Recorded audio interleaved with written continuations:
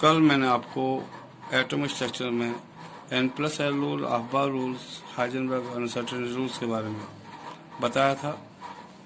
I am teaching you today that Pauli exclusion rules.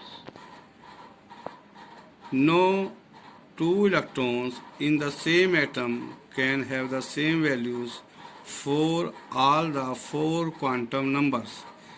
Pali rules exclusion rule ये experiment कर रहा है कि किन्हीं दो इलेक्ट्रॉनों की, एक ही एटम के किन्हीं दो इलेक्ट्रॉनों के चारों क्वांटम नंबर सेम नहीं हो सकते. मैं फिर फर्दर बोल रहा हूँ. No two electrons in the same atom can have the same values for all the four quantum numbers. If the two electrons have same values of three quantum numbers, then the fourth quantum number will be different. If n is equal to 0, then l is equal to 0, then m is equal to 0, and s की value possible हो सकती है +1/2 and -s is equal to -1/2. Example 1s2. 1s2 में two electrons हैं. First electrons के लिए n की value 1 होगी, l इज इक्वल टू 0 होगा, m इज इक्वल टू 0 होगा, s की वैल्यू +1/2 होगी. फॉर सेकंड इलेक्ट्रॉन के लिए n is equal to 1, l is equal to 0, m is equal to 0 और s इक्वल टू -1/2 होगा. इससे आपको मालूम पड़ रहा है कि जो चौथा क्वांटम नंबर है s इक्वल टू +1/2 वाला, वो -1/2 +1/2 एंड -1/2 वो जो है डिफरेंट आ रहे हैं. तो किसी एक ही एटम के किन्हीं दो इलेक्ट्रॉनों के चारों क्वांटम नंबर सेम नहीं हो सकते. इसका मीनिंग ये होता है, आप नोट कर लीजिएगा. और इसी पर एक एग्जांपल मैं नोट दे रहा हूँ. Write down the four quantum numbers of the fifth and six electrons of the carbon atom. Atomic number of the carbon 6, 1s2, 2s2, 2p2. This is the electronic configuration of the carbon 1s2, 2s2 and 2p2. Here for fifth electron, n is equal to 2, l is equal to 1, m is equal to -1 or +1, and s is equal to +1/2 or -1/2. For the six electrons, n is equal to 2, l is equal to 0, m is equal to 0, and s is equal to +1/2. Pauli exclusion rule we concludes. Number first, maximum number of the electrons in the s sub cell 2, p sub cell 6, 4 add करना है इसमें, 2/4 add कर दीजिएगा. और d sub cell contain 10 electrons and f sub cell contain 14 electrons. Number of the electrons in the orbitals is equal to 2. C point, number of the sub cell in a cell, L की value n के equal होगी, L is equal to n. Now on the point D, page number 2, number of the subcell in a cell is equal to n. Number of orbitals in a cell is equal to n square. m की value n square के बराबर होगी, m is equal to n square. Number of the electrons in a shell, किसी भी orbit में जो electrons होते हैं वो 2n स्क्वायर के रूल से फिलिंग होती है उसमें. f point s में for a given subcell of the possible number of the orbitals is 2l plus 1. And the point G, since each orbital can have the two electrons, कोई भी orbitals दो electron से ज्यादा नहीं रख सकता. Since each orbitals can have the two electrons, the number of the electrons is equal to 2n square. Showing are the values of L, M and S for a given value of n. Number point first, for a given value of n, total values of L is equal to n के equal होंगी. Number 2, for a given value of n, total values of m is equal to n square के equal होंगी. Number 3, for a given value of n, total values of electrons in a cell is equal to 2n square होंगी. Number 4, maximum number of the electrons in a cell can be 2n square. Number point 5, maximum number of the electrons in a subcell can be 2, 6, 10 and 14. S subcell take 2 electrons, P6, D 10, F 14, यानी कि S में 2 plus 4 add करना 6 आ जाएगा, 4 add कर देना 10 आ जाएगा, 4 add कर देना 14 आ जाएगा. In S, P, D and F respectively. Maximum number of the electrons in a orbital is 2 only.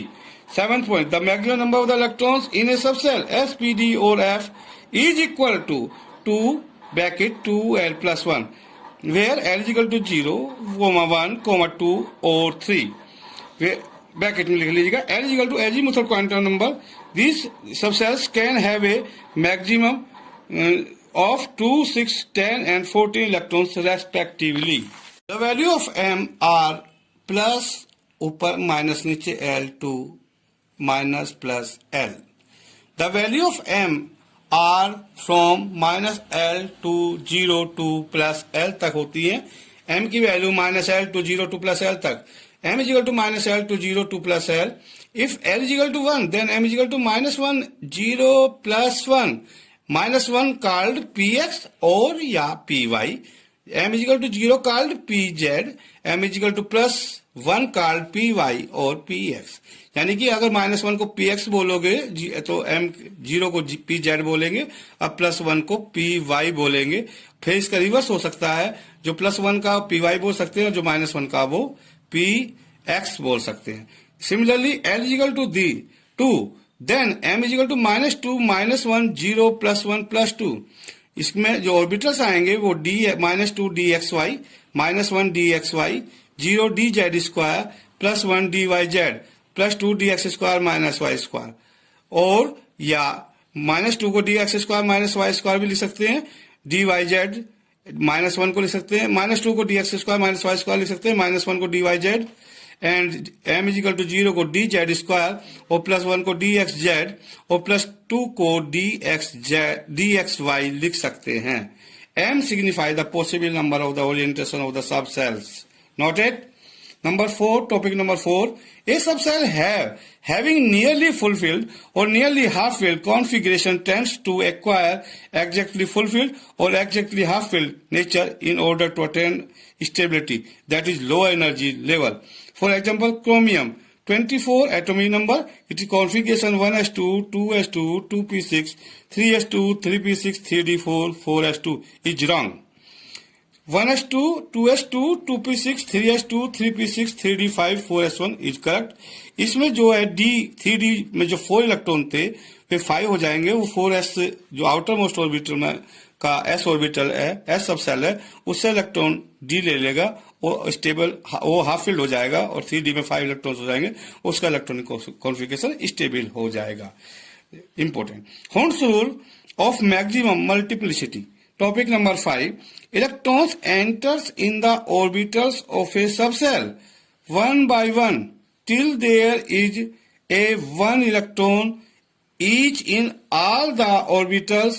After that, the other electrons start entering the orbitals serially but in the opposite direction of spin.